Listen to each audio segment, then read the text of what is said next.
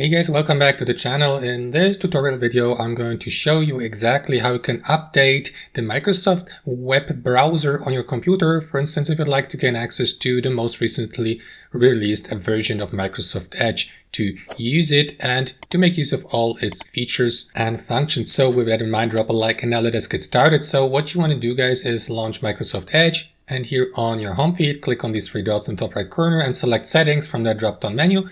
And inside your browser settings, select this option here at the bottom of the left sidebar about Microsoft Edge.